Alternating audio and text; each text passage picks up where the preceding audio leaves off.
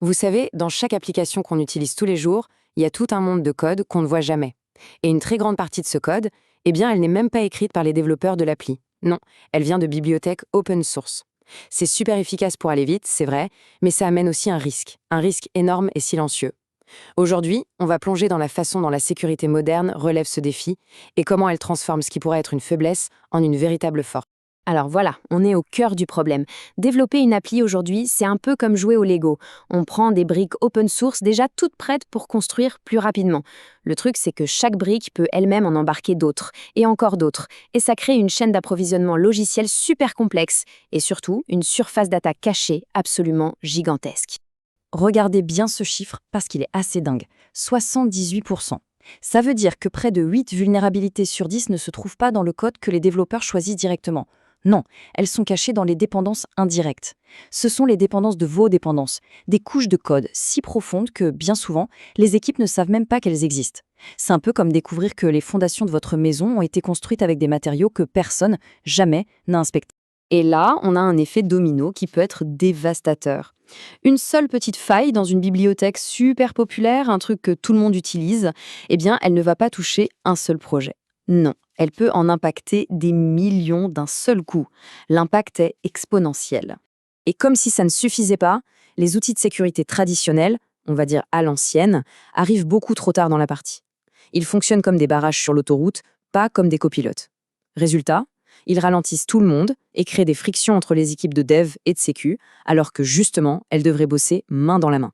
C'est précisément là que Snyk entre en jeu. La philosophie derrière est très simple. Au lieu de voir la sécurité comme la dernière étape un peu pénible et contraignante, il faut la penser dès le début. Il faut l'intégrer au processus en la concevant pour les développeurs, par les développeurs. Snyk, en fait, ce n'est pas juste un outil de plus. C'est une véritable plateforme de sécurité pensée pour les développeurs. L'objectif, c'est de donner de la visibilité, du contexte et surtout du contrôle pour que les équipes puissent collaborer et chasser les risques bien avant qu'ils ne deviennent de vrais problèmes. L'approche fondamentale, c'est ce qu'on appelle le shift left, le décalage à gauche. Le principe est hyper simple à comprendre. On s'attaque au problème de sécurité le plus tôt possible. D'abord, directement dans l'environnement du développeur, son IDE, au moment même où il écrit le code. Ensuite, au moment de gérer le code source avec des outils comme Git. Et enfin, bien sûr, pendant l'intégration continue, ce processus automatisé qui construit et teste l'application en permanence. Allez, voyons un peu comment Snyk arrive à offrir une couverture de sécurité vraiment complète, de la toute première ligne de code jusqu'à la mise en production.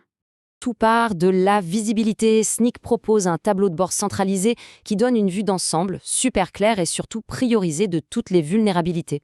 Ça permet aux équipes de se concentrer sur ce qui est vraiment important au lieu de se noyer sous un déluge d'alertes. Et voilà un point crucial. Snyk va cartographier l'arbre complet de toutes les dépendances. On voit donc non seulement les briques qu'on a choisies, mais aussi toutes celles qu'elles ont entraînées avec elles. C'est là que se cachent ces fameux risques invisibles, qui, on l'a vu, représentent la majorité des failles. Et la beauté de la chose, c'est que Snyk s'intègre de manière totalement transparente dans les outils que les développeurs adorent et utilisent déjà. Que ce soit GitHub, Jenkins, Azure Repos, peu importe.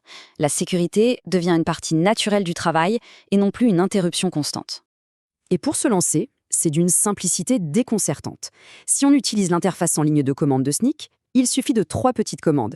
Une pour s'authentifier, une pour lancer un test sur un projet et une pour mettre en place une surveillance continue qui nous alertera si de nouvelles failles apparaissent. Simple, non? La couverture est vraiment totale. Snyk Code va analyser votre propre code à la recherche de failles. Snyk Open Source, lui, va surveiller toutes les dépendances que vous importez. Snyk Container va sécuriser vos images Docker et Kubernetes. Et Snyk IAC va même jusqu'à analyser vos fichiers de configuration d'infrastructure. Absolument rien n'est laissé de côté. Ok, trouver les problèmes, c'est déjà bien. Mais les corriger, c'est encore mieux. Et c'est là que Snyk devient vraiment, vraiment intéressant. Il utilise l'intelligence artificielle pour carrément réparer le code. Le changement de mentalité, il est là. On ne passe plus des heures à chercher sur Internet comment corriger une faille. Snyk propose directement la solution. On passe de la simple détection à la correction active. C'est un vrai game changer. Attention, il faut bien faire la différence. Un assistant de code IA, du genre IA générative, peut sans le vouloir introduire de nouvelles failles. L'IA de Snyk, qui s'appelle DeepCode AI Fix, elle, est complètement différente. C'est un modèle spécialisé, entraîné spécifiquement pour une seule chose, comprendre et corriger les failles de sécurité. Son unique but, c'est de rendre le code plus sûr, pas d'en écrire du nouveau. Et les résultats parlent d'eux-mêmes. En moyenne, dans 80% des cas, les correctifs qui sont générés par l'IA de Snyk sont fiables. Qu'est-ce que ça veut dire concrètement? Ça veut dire des solutions applicables en un seul clic, directement dans l'outil du développeur, sans jamais le sortir de son flot de travail. Pour conclure, on voit bien que Snyk, ce n'est pas juste un outil, c'est un vrai changement de culture dans la façon dont on aborde la sécurité des applications aujourd'hui. Ce témoignage de Panther Labs, je trouve, résume tout à la perfection. Snyk fournit des informations légitimes et exploitables que les ingénieurs peuvent utiliser pendant le développement. Le mot-clé ici, c'est exploitable. On ne donne pas juste un problème aux développeurs, on leur donne aussi la solution.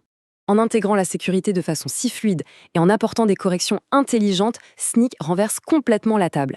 La sécurité, ce n'est plus ce goulot d'étranglement qui ralentit tout le monde, ça devient un véritable accélérateur de développement. Les équipes peuvent innover plus vite tout en étant plus sereines. Finalement, la vraie question à se poser, c'est celle-là.